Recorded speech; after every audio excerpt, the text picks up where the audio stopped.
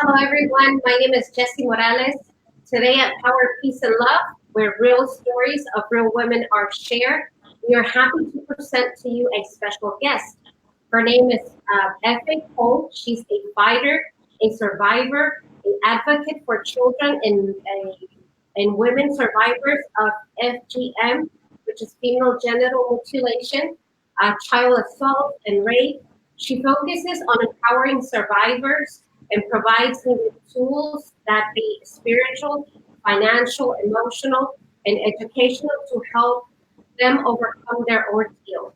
Awarded for her humanitarian work in different countries, she works alongside legislators and law enforcement to eradicate these practices in countries that are having these practices performed, and here in the United States, which we will learn more about it. And due to the content of this subject, we inform our audiences that viewer discretion is advised.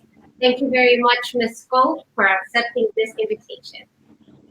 Thank you for having me. Thank you for having me. It's a pleasure being here with you tonight. Thank you. Hi, everyone. My name is Irma Vera, and today we welcome a beautiful human being who kindly will share her story. F.A. Cole, thank you for being here. Thank you, Irma. Thank you for having me. Thank you. Thank you. And Ms. Cole, we're going to start with the interview, if you don't mind. The first question, it's a little longer, but you can talk about it because we just want to get people introduced to the subject. Ms. F.A. Cole, you have achieved and held past at 21, working alongside Philadelphia State Representative Thomas Mert to criminalize the practice of female genital mutilation, which in this program we're gonna call it FGM for short. What exactly is this, and will this be enough to stop this horrible practice in the U.S.? And what is the campaign to stop it around the world? Oh, wow. All right. First of all, I met Representative Mert. He is in Harrisburg, Pennsylvania. I met him about almost 6 years ago. That's when we first met. We served on the same panel at Drexel University. He was there to talk about FGM, and so was I. And he's been fighting. He's been working really hard over time to make sure that FGM is outlawed in Pennsylvania. But when you're doing this type of work, you run into oppositions, and he ran into opposition. But fortunately for us, that opposition retired. So the bill was eventually able to pass thanks to Governor Wolf, who signed it not too long, almost 4 weeks ago. What that means now is that FGM is now a Class 1 felony in Pennsylvania. Unfortunately, I don't think it carries a maximum of life imprisonment. Actually, for me, I would go for life or death for me, because what happens to survivors of FGM, we'll live with it for the rest of our lives, but I'll get into that.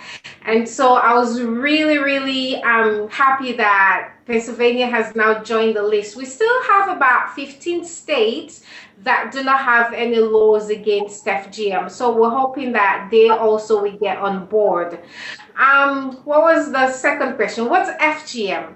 Female genital mutilation, like you said, we'll just call it FGM for short.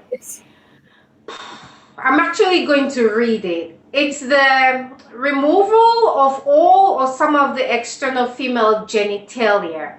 So those who are not familiar with FGM, and I know that maybe you may have viewers who've never heard about female genital mutilation, there are 3 types. You have type 1, which is what is it called again?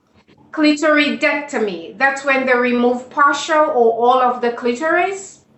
And then you have excision, which is type 2, and that's when they remove the clitoris and they remove the inner lips of the vagina.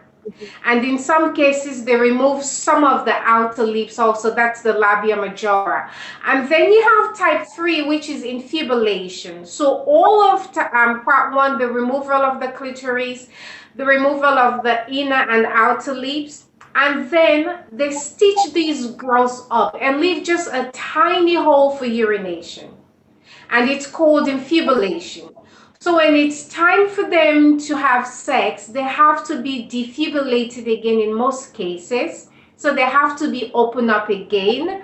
And then also for some of them, well, almost all of them, when it's time for them to give birth, they have to be cut open.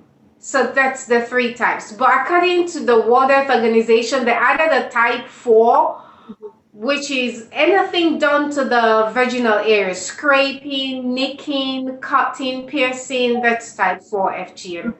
And there are about for me, I believe it's more than 200 million women and girls who are actually living in about 30 countries who've undergone female genital mutilation. Oh, wow. And the third question was the campaign that you are participating in. Do you think it would be enough to stop it around the world, or what more can we do? We need a lot more voices because we have survivors like myself who are advocates, but we have survivors who are afraid to talk about their ordeal because they're afraid of backlash. They're afraid to be ostracized by their family and communities. Even I have received death threats, but it doesn't bother me. It's not about me. I already went through it when I was 11. It's about the girls born on American soil to immigrant parents from practicing countries. These are American kids, and we're neglecting to protect them. So we need a lot more voices. For example, we hear about the Women's March, right, in January. Why hasn't FGM been an issue on that platform? So we need voices like that. The more voices we have, whether you're a survivor or not, we need more voices, and the more voices we get to educate each other, to educate our communities, to educate the people who believe that this should be done. It's a tradition that they've held into for centuries. You know, we need that, because without that, this fight to end FGM will go beyond the 2030 dead date that they've set to end FGM. Okay. Interesting. Very, very interesting. Ms. Paul, can you share your own ordeal? I mean, and inform people that these practices are not necessarily a common practices in some cultures. How can we educate people about this? Oh boy, my ordeal. First of all, I get panic attacks depending on, so just bear with me. It happened to me when I was 11. This was 35 years ago. I just celebrated my 46th birthday, July 3rd. And actually it happened August 1st, 1984. So this very August that way, 1984. First, also one thing I want to mention before I go further, when people hear about FGM, they think it's a religious thing, that it's Muslims who practice it. And I just want to let people know that it is not. FGM knows no religion. It doesn't recognize socioeconomic background. It doesn't recognize age. I was born, raised Catholic, and yet still I was not spared. So FGM is not a religious thing. My mom, I'm from Sierra Leone, by the way, West Africa, and my mom, who's Creole, did not undergo FGM. So it was my stepmother who actually manipulated Papa, my father, to have myself and my older sister, who was 13 at the time, go through FGM. All they told us that we were going somewhere to be made into women. They didn't really tell us what was going to happen to us. But they also told us that when we come back, we will get lots of presents. And that's how they treat these girls, because what kid doesn't like presents? So that night, I remember Papa told us that, you know, this is what he's decided. They've decided, he and my stepmother. And we were not really given the opportunity to say no. That's the other thing. We're not given the opportunity to say no. They just do what they believe that has to be done. And you ask these people why they're actually doing it. They have all these myths surrounding the practice of FGM, and some of them is just, they say a woman who went through FGM is marriageable, gets married quickly. I'm 46. I just got married in April. 46. Mhm. They also say a woman, a girl who goes through FGM is clean. She has a clean vagina. I'm sorry to say this, but I know girls who've actually gone through underwent FGM, and they are not the cleanest people I've met. Some of the filthiest people I've met, unfortunately, are women, girls who underwent FGM. And that has nothing to do with FGM, but these are just some of the myths. Mhm. They also say that it will drive away evil spirit. And it's a lie. When you go through female genital mutilation, that's the other thing that people don't talk about. It's not just a psychological, it doesn't only have a psychological impact or physical impact, it also have a spiritual impact. Because when they go through this, like for my case, you offered to some demon. That's why they never do it on one girl. It's always a group of girls, because they have to look amongst the girls after they've made sacrifices to their gods. He selects the girl that he would like to have as his wife in the spirit realm. And in our case, it was me. And then when we go through it, they tell us, oh, if you tell anybody about it, you'll die. Your stomach will swell and you'll die. And of course, if you tell a 6-year-old and 11-year-old girl that if she talks about what just happened to her, she'll die, she won't talk about it. But unfortunately for them, I've been talking about it since I was 11 because I was very rebellious. You tell me not to do something, I do it. So that night they took us there. It was a secluded area. They took us there, and when we called in, my stepmother, myself, and my sister, we met about half a dozen to a dozen women. They were singing, and they have been drinking a lot. That's the other thing. They drink a lot before they actually do the cutting. Mm. So they told us to strip, and I'm just going to give a summary. We were naked, and they told us to sit underneath this tree. We sat there, and they came and got my sister first because she was older. She was the oldest. They took her. I didn't know what was going on because they were screaming. And so when they came to get me, they blindfolded me. So I really didn't know what happened, who were the people, or they tied my hands behind my back, and they led me to what I call the bed of death. And so they put me on the ground. I believe it was 4 women, 2 on my left and 2 on my right. They spread my legs wide open and pinned me down. And the woman who did the cutting, she sat on top of me. And she was also naked. So I believe that she used the same razor blade as she used on my sister because they only use one blade. It's either a razor or a knife, a box cutter, or any sharp object that they could lay their hands on. So as she began to amputate my clitoris, I began to fight because of the pain and the shock. Take your time. Sorry. I wasn't expecting that, because they didn't tell us exactly what they were going to do. They just told us that we were going to be made into women. Nobody told us what exactly they were going to do. No anesthesia, none whatsoever. So as she began to amputate my clitoris, I started to fight and scream. And the more I screamed, the more they screamed, so that they could drown my scream.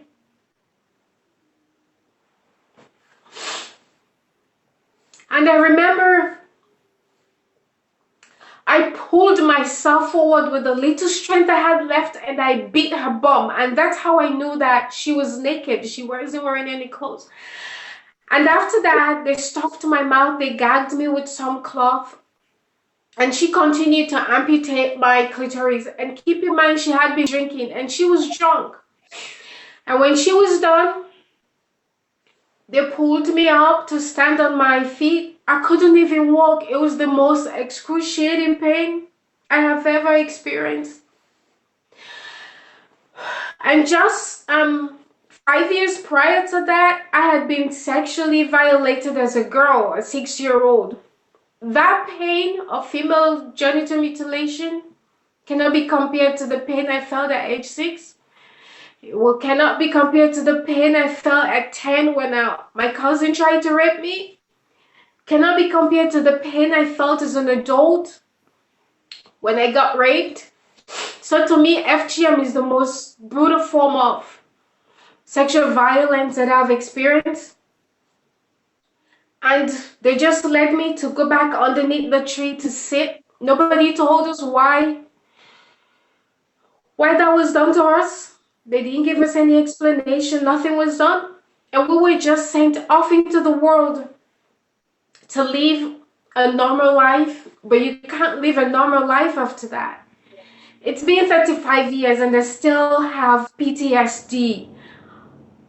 I have a blood phobia. I don't know if it's because of that.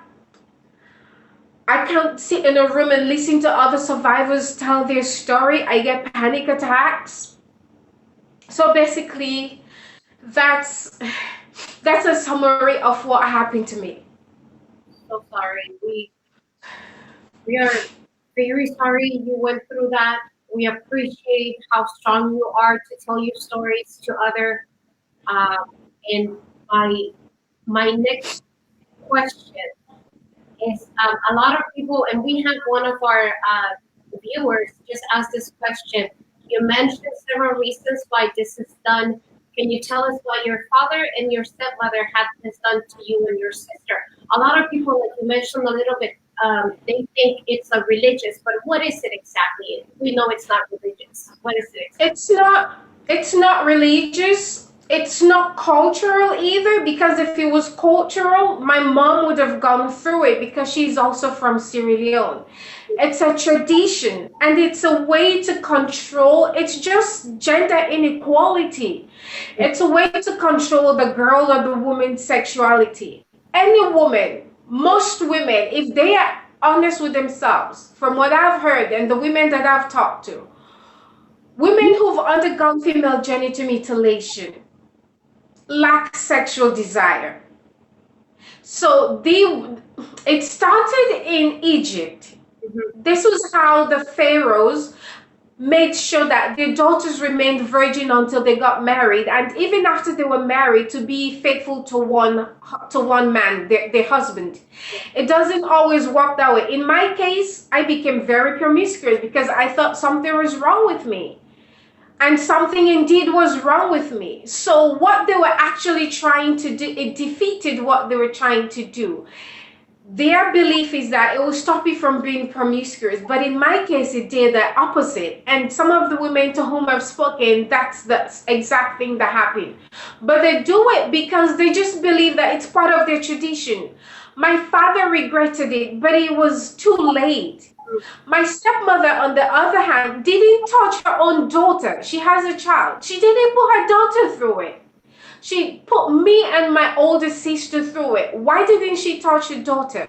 Because they know how demonic this practices, and it's just a way of oppressing women.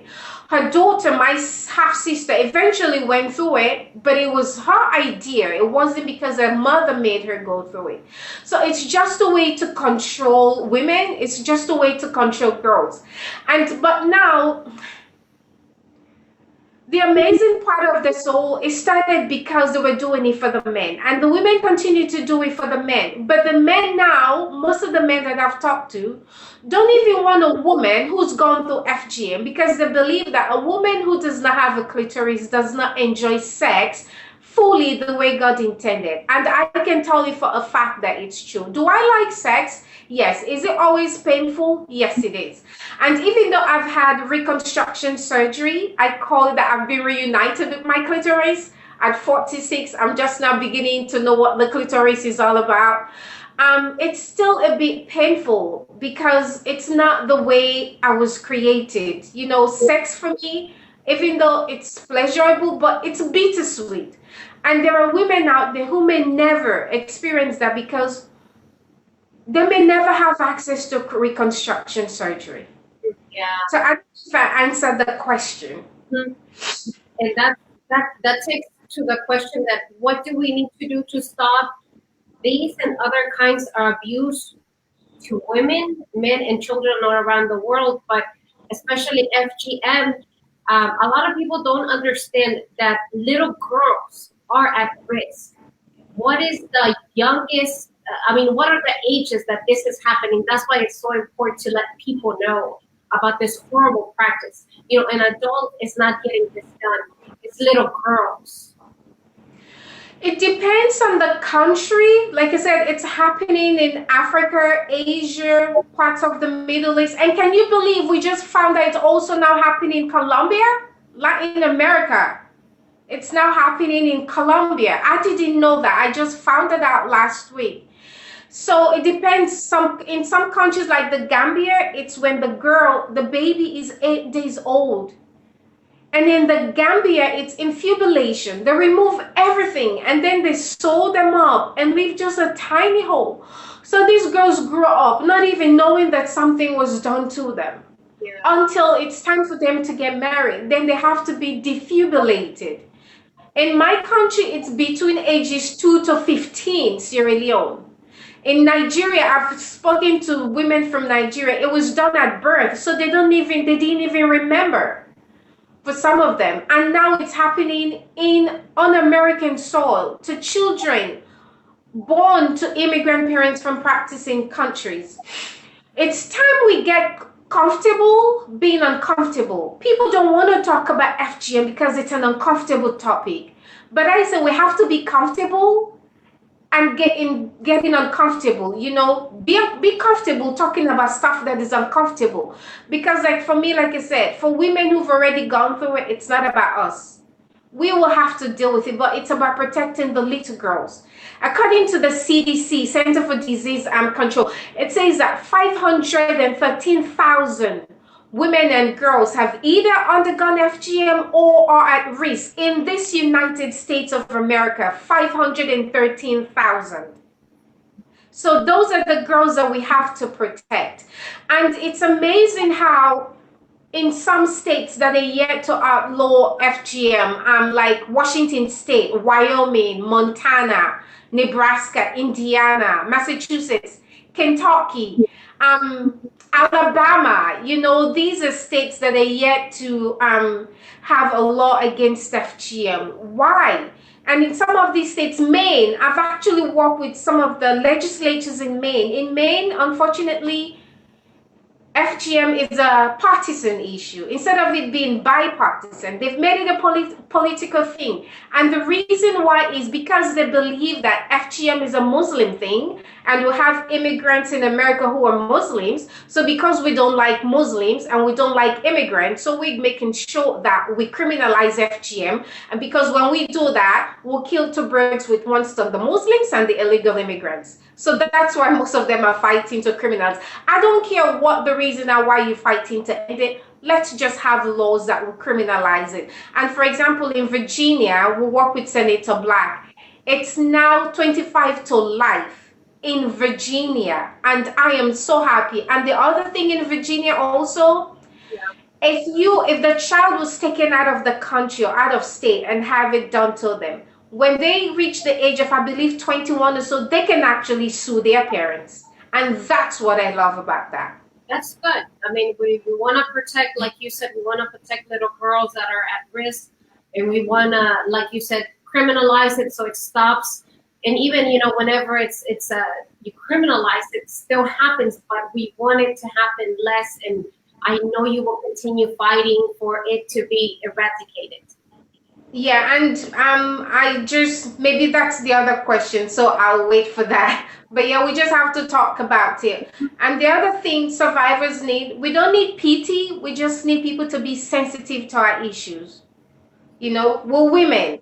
Like, I don't know if this will be a great analogy, but there are women out there who enjoy sex the way God intended. People like me will never. So that should actually be a reason why you should call your elected officials and talk to them so that this practice will not survive, will not actually continue, not just in the world, but here in America. My focus is America because I'm on American soil. We have to protect these girls. Yeah, absolutely. Our next question is, and I'm sorry that we have to go through all of this and talking about it. I'm sorry, I didn't hear that.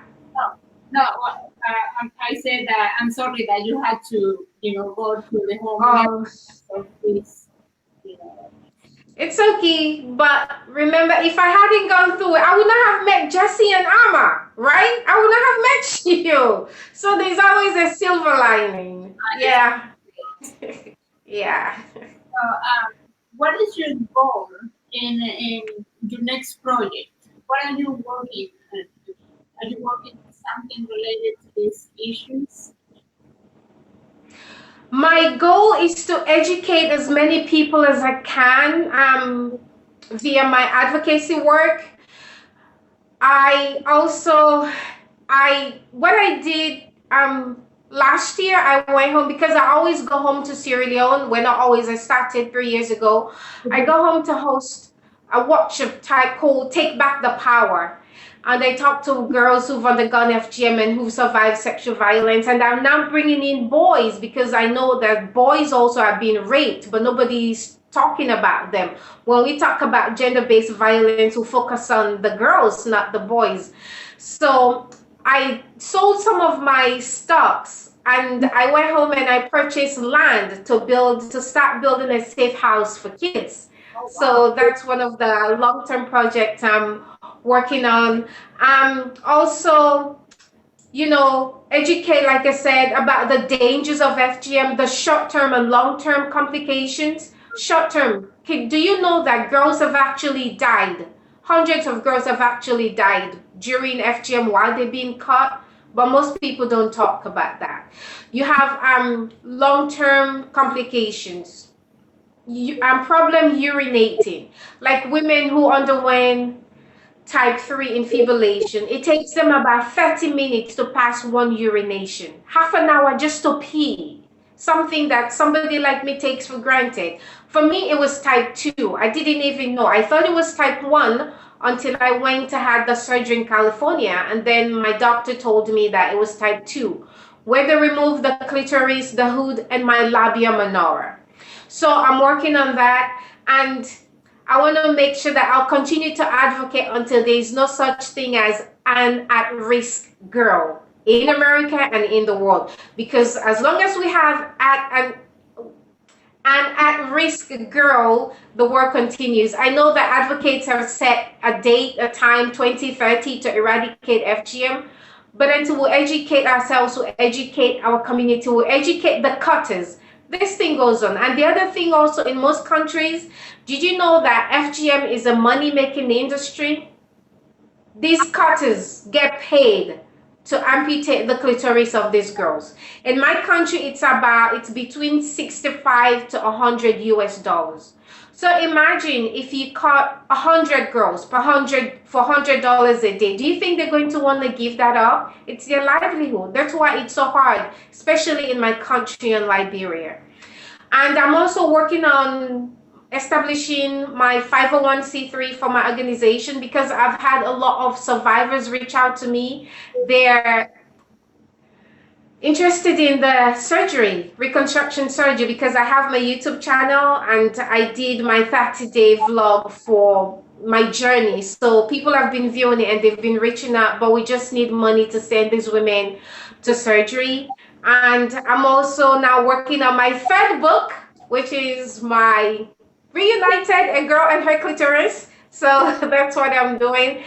And I want to go back to school and get a degree in psychotherapy because we have so many survivors of FGM, but we have limited psychologists. Some of the psychologists, like I remember one day I was having a breakdown at work. I called a counselor. She had never heard about FGM. So instead of her helping me, I was there trying to educate her on FGM, and it was just frustrating. Yeah. And you want to mention where they can follow you and they can check out more information about like your channel? You can if you like. Oh yeah, sure. I'm on YouTube, F.A. Cole, f.a.cole. And if you navigate to facole.org, I've written my autobiography. It's there. So if anybody's interested in reading more about my story, it's there. And I'm also on Facebook, F.A. Cole, and I'm on Twitter. So yeah, that's it. Anyone who's interested. Wonderful. And I have one more question for you. And this is, what is your message to women and how can people help and get involved? All right.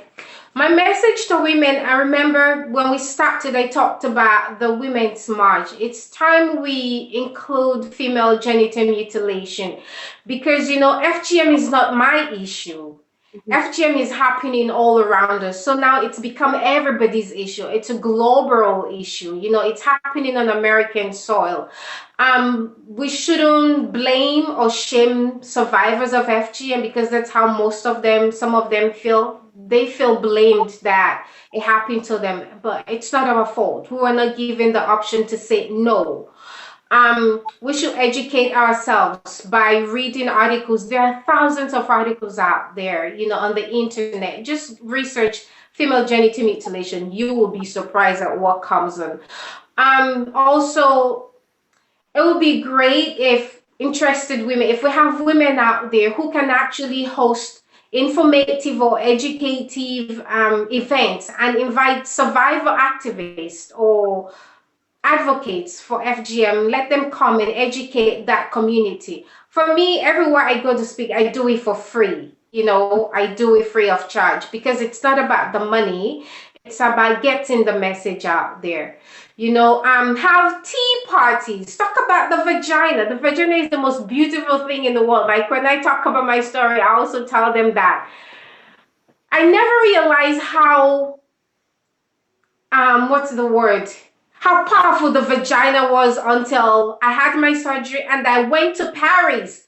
My vagina took me all the way to Paris because I went to see a doctor for a follow-up checkup. Had I not gone to FGM and had the surgery, who knows? I may have gone to Paris, but it would have been on my dime. But I went to Paris free of charge on someone else's dime. So host tea parties and talk about vagina. Let's compare notes. So how's your sex life? How's your sex life? Oh, my vagina looks like this because of ABC. Oh, I'm so sorry. You know, you went through that. You know, we just want people to make us feel like we belong, that we're part of womanhood, even though our sexuality has been reconstructed, but it's not through our own fault. But yeah, hosting tea parties would be really, really a great thing. So that's the message to the women. Oh, okay. Well, thank you. Thank you so much.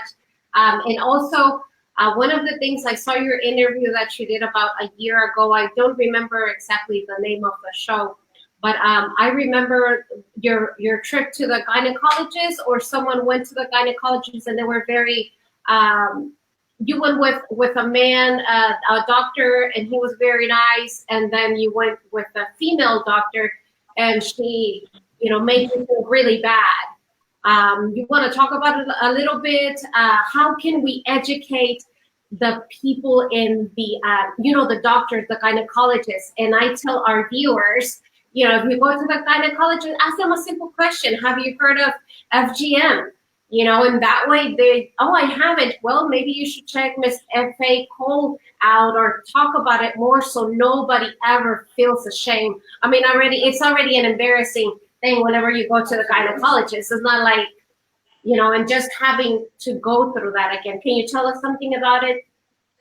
Yeah, because when I first came to America, I lived in New York and I had a male doctor. What we did was, when he realized that my anatomy was different, this was in the 90s, he had actually heard about FGM, surprisingly.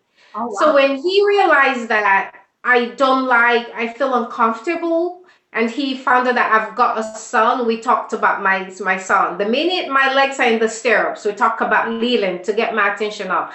And then I came to Maryland. I was looking for OBGYN, and went through my providers list, and I found someone. So I thought, oh, woman, and from the Middle East, I mean, from Asia. She might be familiar with FGM. She wasn't. So there I was laying there, all uncomfortable, because I don't like the appearance of my vagina. I'm not gonna lie, I don't like it, even though I've had the surgery. It looks a lot better, but not 100%. I lay there, and there was the nurse. The nurse is African American, never heard about FGM either. And the doctor said, I see there's something wrong with your anatomy. I felt like I had just been mutilated all over again. There I was thinking, if I went to a woman, a female doctor, she would be more sensitive to my issues. Just because my vagina looks different doesn't mean you have to just blot it all out, and the person standing there, there was nothing she could do. I felt so ashamed. I felt so embarrassed. And that's one thing. And I sit on the board of directors for Global Women Peace Foundation, and we've trained law enforcement. We've worked with the FBI. We've trained school nurses, and we'll continue to train school nurses, because school nurses, teachers, they should be mandated. Is that what they're called? Reporters, because you deal with these kids. Yeah. And once a girl you should know the signs to look for when a girl is at risk, or if she's already gone through FGM. Because you know what they're doing now, Jesse and Amar? This is the season. It's called vacation cutting. These parents are taking their children out of the United States back to their country, have FGM performed on them, and bring them back, and they swear them to secrecy. If you tell anyone, you'll die. These kids come, and they have to face that all alone. Oh, wow. That's so hard. And I heard another survivor who went to see a gynecologist, a male. Unfortunately for this woman, there were interns there. So when she lay there, the doctor saw that she had undergone FGM. He called all the interns and had them come take a look at this woman's vagina. Why would you do that? You notice that something is wrong. You as a doctor, it is your place to protect her privacy. But no, you just called everybody in to come take a look, as if she was in a circus. So those are some of the things that we experience. And I don't blame the survivors who do not want to speak out. It's because of stuff like that. Yeah. Well, now we want to tell our viewers to talk about it, educate other people about it, because this is what Power, Peace, and Love is about.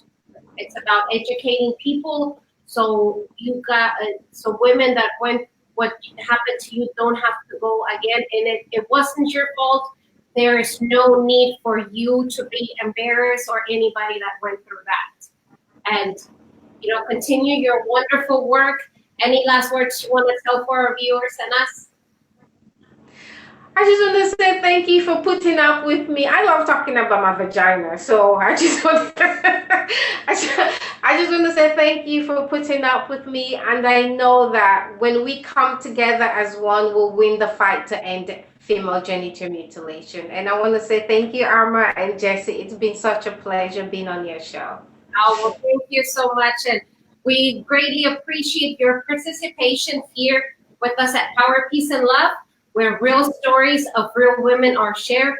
We thank you very, very much, and we congratulate you for your wonderful work. Thanks to our audience for joining us today. And follow us in powerpeaceandlove.com, and our Facebook page, in our YouTube, and Instagram as well. And that is all for today. Thank you very much. Thank you, Ms. Cole. Thank you. We'll be in contact and hope to speak to you soon. And we wish you lots of success. Thank you. Thank you. Ta-ta. Bye.